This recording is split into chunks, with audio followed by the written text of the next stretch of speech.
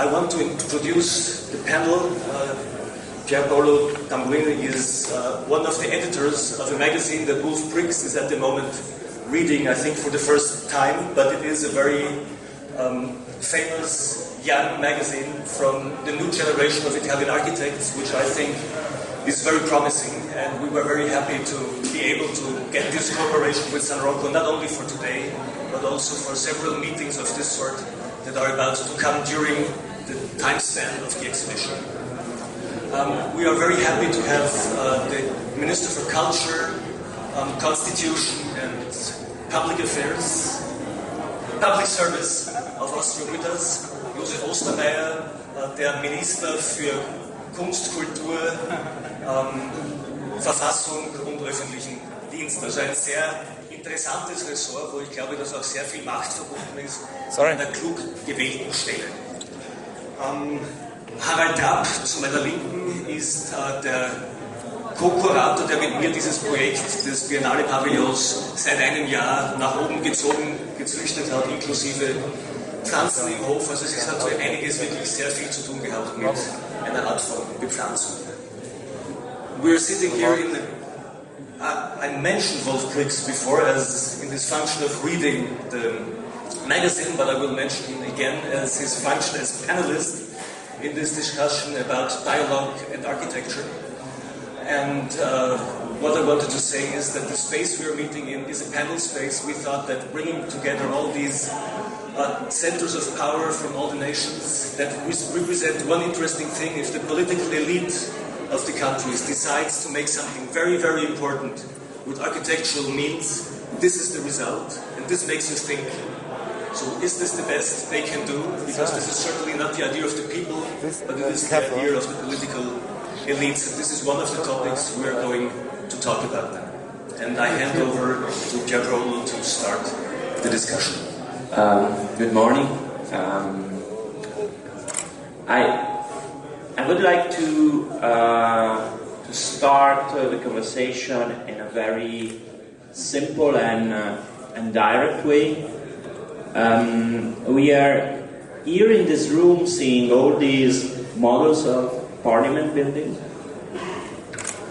And of course, what is striking in all these wide models are the forms, the volumes of these buildings. But even more striking is the difference in pure size of these objects. And of course, there's a correspondence to a certain extent, small country, small parliament, but not really also. And I think size is an architectural decision, although most of the time size is not chosen by the architect because there's a program, it's not chosen by the architect, there's a plot, it's not chosen by the architect. But still there's an issue of selecting the size of the building you want to build. Do you want to build something big or do you want to build something small? And in the case of the parliament, to build something big, explicitly big, could run the risk of rhetorical monumentality that probably is not what we want to correspond to contemporary political institution. But on the other side, also the kind of attempt of hiding the building, keeping it as small as possible, somehow runs the risk of presenting the parliament as a purely administrative thing, without an explicit rituality, without a explicitly public dimension. So, given that Prix was designing a parliament in Albania recently, my very simple question, just to start, is: do you want to make a small building or do you want to make a big building? This is not the question, because it depends on the program, a given program. And this is the result of a competition meaning it's not the building which will be built, because that's the way of the competition. You make a proposal, and then you have to work with the client to work it out and make it reasonable. But I think the more interesting question is, where does the language of the architectural language of this parliament are coming from? Read these buildings like a fluid, democratic, processing decision, or does it read like a hierarchic, power, authoritarian language? And why do we use this kind of language in a democratic society? I think this is a question which is much more interesting than the elements of architecture, much more interesting than a lot of other things we are discussing. I think, where does the language, the formal language, comes from? Does the democratic society decide to build it like that, or does it a frustrated architect, or a frustrated politician, or an authoritarian politician? This is the real question of architecture nowadays. No, I would, before we answer this question, I would like to add something, that it's really not so easy to read architecture. The same elements can mean completely different things in different historical eras, and especially the issue of classicism that we had to deal with a lot in doing this research. In the very beginning, in the late 18th and early 19th century, using classicism was a reference to France, was a reference to Enlightenment. The White House using elements from French classicism. This was an idea going back to the French Revolution, putting a reference to the early days of Enlightenment. And still today, in these classicist buildings, you can read fascism, you can read authoritarian structures, but there is still a glow of Enlightenment in these things, which makes it very, very complicated for me to be radically critical about a nation in some newly founded state that says, now we want to become part of this global community, which language do we use? And I think that this afterglow of Enlightenment is still visible in these classicist structures in some cases. In other cases, the completely identical elements mean nothing else than the idea of radical, hierarchical systems. And the attractive thing in classicism for hierarchic system is that classicism is a hierarchy by itself. Everything has a beginning, a middle, and an end, and the whole world is a hierarchy. And if you look at the Myanmar parliament, it even looks like a tree, like a hierarchical tree, not only the elements, but the whole structure is really the image of a radically hierarchical, authoritarian regime. So this, I just wanted to say that talking about which form do you use is really a very, very complex question. I want to add something. I think I told it yesterday. It seems necessary to me to say that parliament means not democracy. The most buildings here are parliaments, but not parliaments of a democracy. But I want to remember the figures. I think 12% of the population of the world is living in real democracies, 35% in nearly democracies, and here are 169 buildings, and I think, I don't know exactly, but I think half of it are parliaments in democracies and half are camouflages of authoritarian regimes. Yeah, I would like to add another thing. If you look at these buildings around, they are all clearly, are already from these models, buildings of the 19th or 20th century, with few exceptions, or even the cases like the Italian one that is actually a restoration, they are from that moment, right? Because parliamentary democracy as clear belongs to a clear moment in time. And Do you think we will come to see these buildings as expression of a particular moment in the history of the world, a moment of parliamentary democracy, and then maybe in 200 years we will be in a completely different regime, and these parliaments will be kind of a trace of a certain period in time. Imagine we go towards a direct democracy, I don't know, through the internet, or some sort of new totalitarianism, whatever. They all seem pretty much similar in values they want to communicate, and maybe they will soon be completely outdated. Do you think there is this possibility? That's the possibility that we try to show with what we're doing in the courtyard. That obviously right now there's a strong movement of even changing the way people try to express their voices in politics, and these forms are self-organized. They are using social media, they're using kind of a virtual space, but at the same time, as I always mention, they call themselves Occupy.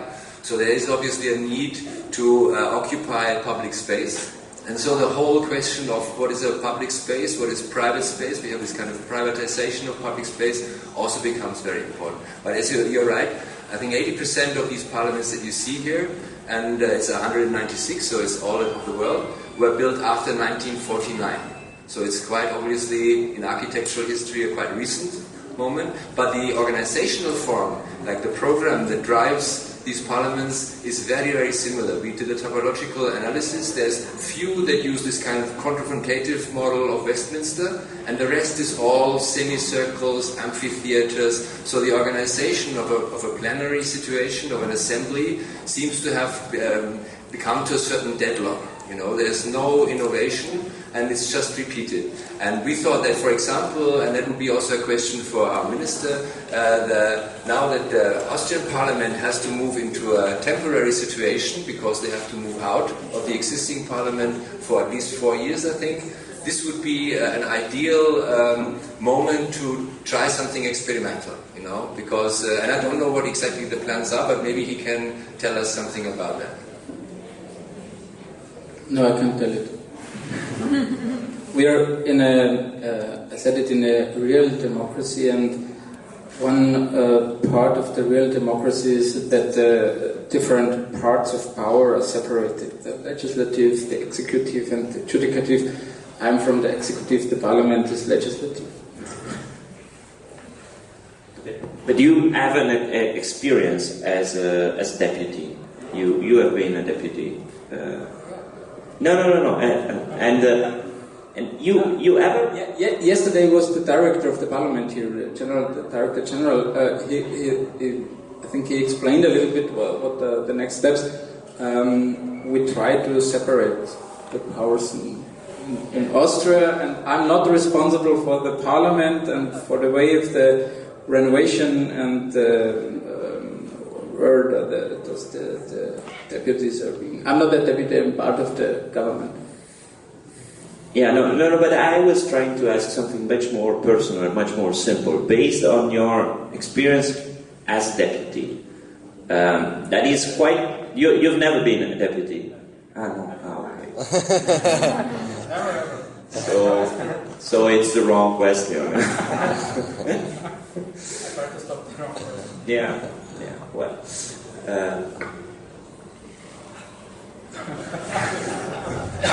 Harald's question and your question was about 200 years from now. We know that 200 years from now, one of the sentences you hear in the garden is, "This place will never look the same," by an English sociologist. It's one of the key sentences. And we have no idea what will happen in 200 years. But it's very likely that supranational institutions will take over much of the tasks that at the moment national institutions have to perform. And this is an extremely tricky process, as we see in the European Union. This is not a show against nations or the idea of national identity. It's certainly a show against nationalism, because nationalism will probably not solve any of the really important problems on the planet. We even thought of building the supranational institutions, like the two parliaments of the European Union, like the African Parliament in Addis Abeba, like the United Nations in New York, and we had the idea of integrating them in some way, but we didn't find the right place to do so, because they are really in development. Even the United Nations is in blockade status with no ability to solve problems like Syria or other really important problems. So this is a process where I think 200 years is far too distant. We would have no idea what the political management and power distribution of the world will look like 20 years from now. And this is also the reason why we integrated the Himmelb's Dalian project, which is a big conference center. But if you look at the floor plan of this conference center, you have 6 plenary halls, actually mimicking all of the parliamentary arrangements that you can find. The central one, the semicircle, and even the Westminster thing can easily be installed. And the whole project of Dalian, I think it's a $450 million project, a really large thing, was financed for one reason: to keep the Davos Economic Forum Asia in Dalian. They meet every 2 years, every other year in Dalian. So this was a present of the city to get those economic leaders to the place, to meet with political leaders, but there is not much democracy around at this place. But there is power distribution going on in these 2 days every other year that probably is much more important than the whole year's work of many of these parliaments on certain issues. On other issues, the localized management certainly is extremely important. The feeling of representation by the people in an area is important. So these buildings have a function, and I think they will have a function 200 years from now, but it will be in a very, very different context. Yeah. More speculation? Another thing that I think we might question is the issue of theatricality of a parliament. If I'm not wrong, the first horse-shaped parliament was the French one, and was a suggestion of a deputy of the convention that happened to be an architecture theoretician. It was Curator, you can see. And at a certain moment, the place where the representative of the king, of the church, and blah blah blah were meeting, there was a big rectangular hall stepped, and that was immediately corresponding to a social organization that had a very clear point of speaking. Somebody was speaking, the king, sometimes the clergy, but the others were just listening. When the deputies after the French Revolution started to meet there, they realized they couldn't speak there because it was typologically not correspondent. And then these architecture theoretician came with the idea of using a theater like a shape to stage a new form of discussion. And it was a very innovative typological decision to use something completely different. And to a certain extent, I think a parliament is always also a stage. And also there is this issue of transparency somehow in a parliament, of being a place where citizens can see through. And my question is about the risk of this, the risk of excessive transparency that becomes kind of too much of a stage, becomes kind of Big Brother kind of situation. And I'd like to ask Wolf Prix whether this was an issue in designing the Albanian parliament, because it's a transparent building, and transparency might even be sometimes a tricky issue. So in which sense it is transparent? Of course, it wasn't the point of departure that we wanted to make the process of making decisions which are important for the people of this country visible. But this was only one point of the concept. Nevertheless, I want to go back to this for me at least, nowadays the most interesting question about how society expresses itself in the third dimension. Are we stuck in this classicistic, hierarchic, theoretical thinking, or is there a way out of this pressure which is always augmented by money? I think the tool of the computer could help us to articulate a new aesthetic for a new society. New society means a society who can handle the problems of climate, water, hierarchy, and so forth. I think, in my point of view, without a new aesthetical statement, which is not only expressed in architectural design, but in many other levels as well, we will have trouble to solve the complex problems which are coming up to us. One word, complex societies have complex problems, and you cannot solve complex problems with a simple solution. You have to invent a complex solution. The advantage of a simple solution is that it's easy to understand. You can, populistic we call it. It's easy to understand. But it's never new. At a certain moment, you mentioned the case of the Bangladesh parliament and the workers there speaking about beauty. I would like to ask the minister how much the issue of producing beauty, even spending money, public money for the production of beauty, is present in contemporary Austrian and European politics. Are you interested in spending money for beauty, or do you think beauty is something that should be explicitly discussed on a political level? You said beauty. Beauty. Schönheit. Yeah, we decided. In my former job, I was responsible in Vienna for housing and subsidized for housing and housing renovation, and we decided that not we decide, the politicians, not we decide what is beauty, if you want to take this term, but we delegated the decision to competent persons, and the head of the jury was Wolf Briggs. Okay, he's responsible for beauty. There were more parameters to decide which building was got the subsidies, not only beauty.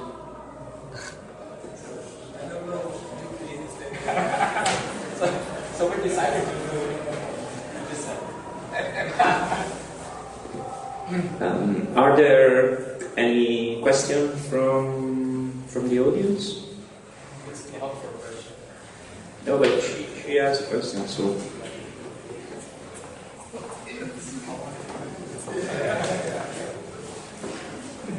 I have a question to Mr. Briggs concerning the parliament in Tirana, because Tirana is not the prototype for a democratic republic, and so I wanted to ask, how do you define the task to build the parliament there for yourself? So was it the task to build the ideal parliament, or how did you approach this situation? Okay, I have to make a long story, which is very interesting, because this is an example for architecture and politics. I'm very bad in thinking back. I don't know, 4 years ago, Edi Rama, who was educated in Paris in an art school, was the mayor of Tirana after Hoxha was away, after they decided to go into a democratic system. Edi Rama was an artist, and he invited artists and architects to think about a new city plan. And one of the competition he enforced was the parliament, a new parliament in an existing building. We took part on this parliament, on this competition, and we didn't win, we won the second place. Edi Rama said to us, I'm so sorry, I want you to build this thing, but the jury was against me, and so forth. Break. Then a new government came up, which were coming from the north. This was the area where Hoxha terrorized the whole Bevölkerung. So they hated Hoxha and decided to do a new competition on the place where the mausoleum for the dictator was built. He was never placed there because Umbruch. So, and they said, okay, erase this ugly symbol. Since I think it's not necessary to keep symbols for dictators, which was the worst dictatorship in Europe, we said, okay, no problem, yeah? We erase it and we build a new parliament as a sign for the upcoming democratic development. And we won this competition. And while working on the project, we could hear that people were going into the pyramid and a Jugendzentrum and was establishing. And I said, okay, we can integrate that in a new parliament, which is actually a great idea, to have more than just only this one function of decision making in this parliament. So, but it happened that the government was replaced by a new government, and Edi Rama was the new minister-president of Tirana, prime minister, and he called us up and said, okay, now I said you will build the new parliament, but not because I'm coming from the south, where Hoxha is coming from. My father was doing a sculpture for this mausoleum. We cannot erase this this symbol, we have to keep it, and all the architects who were invited said, this is beautiful, you should keep it, you should make a Jugendzentrum out of it, or a discotheque. Crazy, stupid like hell, but they keep it, and we are working now on to develop the second prize into the first prize, which was easy because the architect who won the first prize died in between. So this is the story where architecture and politics are very close, and you see what happens if you have to wait too long to get a project. And in the installation, you see the ghosts of this pyramid appearing on the screens once in a while. In 2011, there were riots around the pyramid with burning cars and a very interesting political situation that is represented in some images there. More questions?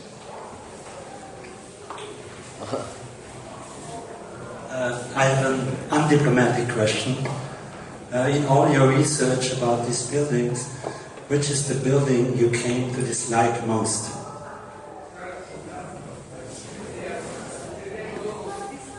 Tricky question.